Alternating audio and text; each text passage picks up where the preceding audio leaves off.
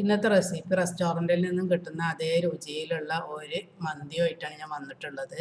അപ്പം ഞാനതിന് വേണ്ടി 2 കിലോ ചിക്കൻ എടുത്ത് വെച്ചിട്ടുണ്ട്. അത് നന്നായി കഴുകി വൃത്തിയാക്കിയിട്ട് ഇതുപോലെ ഫോർക്ക് കൊണ്ടോ സ്ക്രൂവർ കൊണ്ടോ എന്തെങ്കിലും കുത്തി കൊടുക്കുക. അതിലേക്ക് മസാല ഒക്കെ ഒന്ന് കടക്കാൻ വേണ്ടിയിട്ടാണ്. അപ്പോൾ നമുക്ക് മസാല റെഡിയാക്കാൻ വേണ്ടിയിട്ട് ഒരു പാൻ എടുക്കുക. നമ്മൾ ഏത് പാനിലാണോ ദമ്മിടുന്നത് ആ പാനിൽ തന്നെയാണ് നമ്മളത് മസാല ചേർത്തുണ്ടാക്കുന്നത്. അപ്പം ഞാൻ അതിന് വേണ്ടി ഒരു വലിയ ക്യാപ്സിക്കം എടുത്തിട്ടുണ്ട്. അത്യാവശ്യം വലിയ ക്യാപ്സിക്കാണ് ഞാൻ എടുത്തത്. ചെറുതാണെങ്കിൽ 2 ക്യാപ്സിക്കം ആവശ്യമുണ്ട് കേട്ടോ. 2 കിലോ ചിക്കനാണ് നമ്മൾ എടുത്തിട്ടുള്ളത്. അപ്പോൾ 2 ക്യാപ്സിക്കം എന്തായാലും വേണം.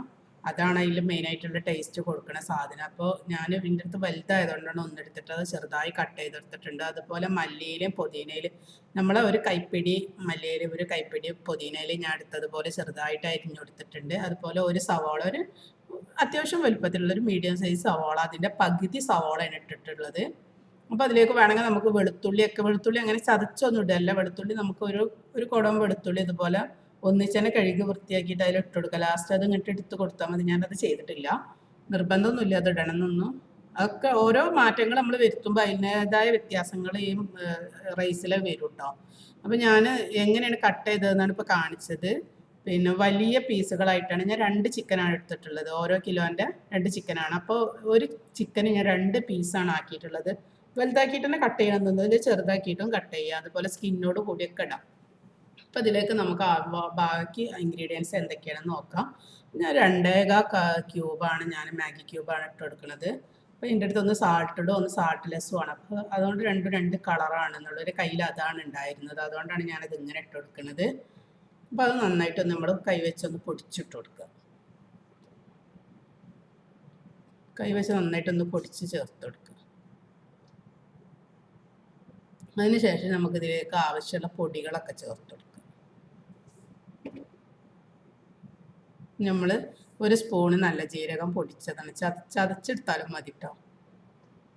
മുഴുവനായിട്ട് ഇട്ടാലും കുഴപ്പമൊന്നുമില്ല, പക്ഷെ ചതച്ചിടുമ്പോൾ കുറച്ചും കൂടെ അതിൻ്റെ ഫ്ലേവറൊക്കെ ഇറങ്ങുമല്ലോ.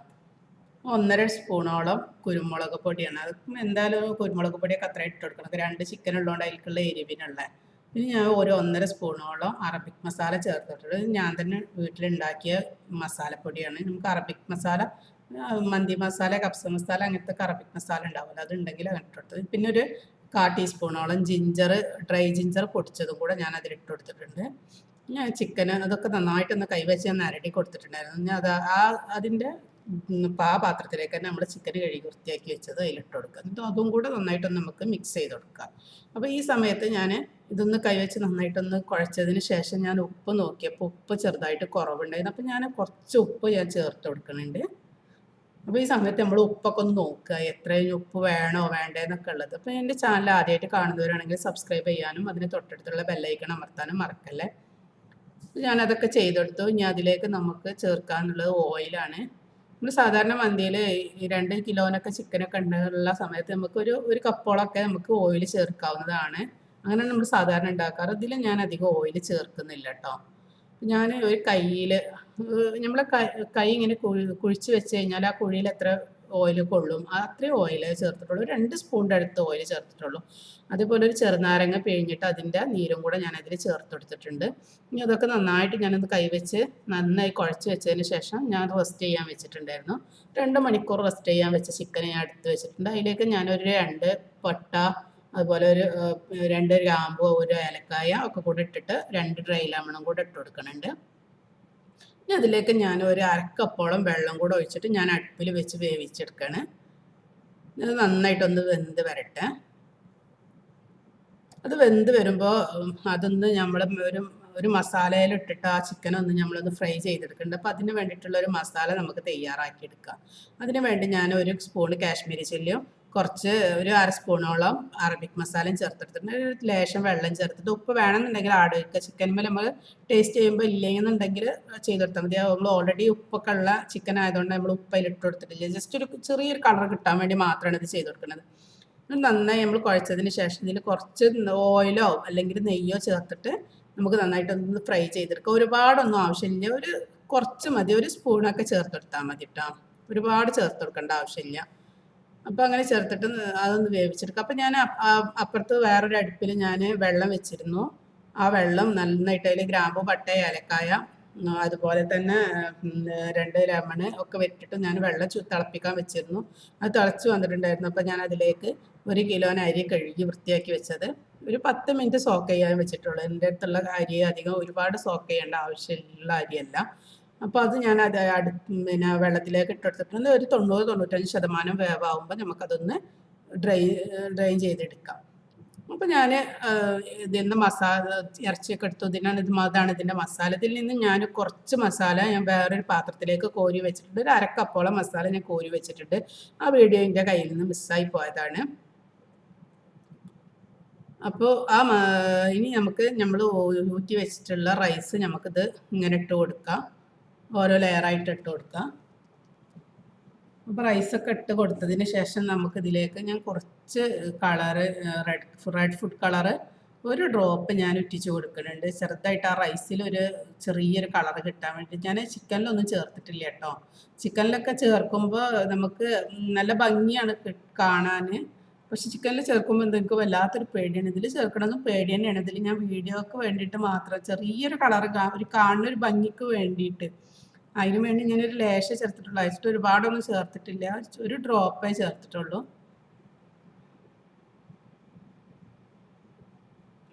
ഇത് നിങ്ങളിങ്ങനെ കാണാൻ കഴിയുണ്ടാവും. അത്രയും കുറച്ചാണ്.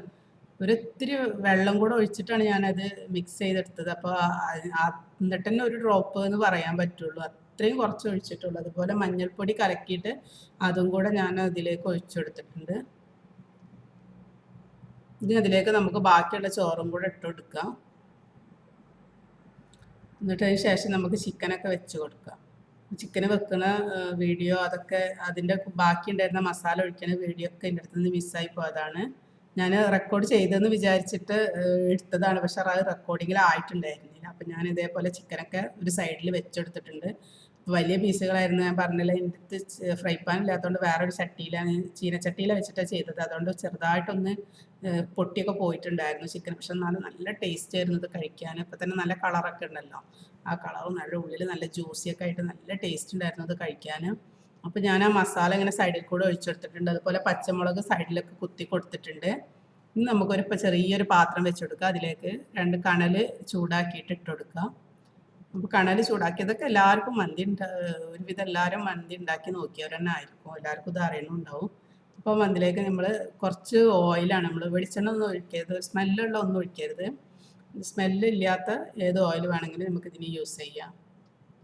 അപ്പോൾ അതിലേക്ക് നമ്മൾ ഓയിൽ ഒഴിച്ചെടുത്തപ്പോൾ നല്ല ആവിയൊക്കെ വരുന്നുണ്ട്. ഈ ആവി പോണതിന് മുമ്പ് തന്നെ നമ്മൾ ഇത് അടച്ചെടുത്തിട്ട് നമുക്കൊന്ന് ദമ്മിലിട്ട് വേവിച്ചെടുക്കാം. അപ്പോൾ ഞാൻ അടച്ചെടുത്തിട്ടുണ്ട്. ഞാൻ ഇതിൻ്റെ മുകളിൽ നിന്ന് ആവി പോവാതിരിക്കാൻ വേണ്ടിയിട്ട് നമ്മൾ ചോറ് ഊറ്റിയെടുക്കുന്ന വെള്ളം ഉണ്ടല്ലോ, ചൂടുള്ള ആ ഒരു പാത്രം ഞാനത് ഇതിൻ്റെ മുകളിൽ വെച്ചിരുന്നു. നമ്മൾ 10-15 മിനിറ്റോളം ദമ്മിൽ കിടന്ന് നമ്മളിഞ്ഞൊന്ന് സെർവ് ചെയ്യുന്ന സമയത്ത് നമുക്കൊന്ന് തുറന്ന് നോക്കാം. നല്ല ഉഷാറായി കണലൊക്കെ ഇതൊക്കെ പോയിട്ടുണ്ട്. നല്ല ഉഷാറായി വന്നിട്ടുണ്ട്. അതിൻ്റെ ഉള്ളിൽ നിന്നൊക്കെ നല്ല ആ സ്മോക്കി സ്മെല്ലൊക്കെ വരാൻ തുടങ്ങിയിട്ടുണ്ട്. നല്ല ടേസ്റ്റ് തന്നെയായിരുന്നു.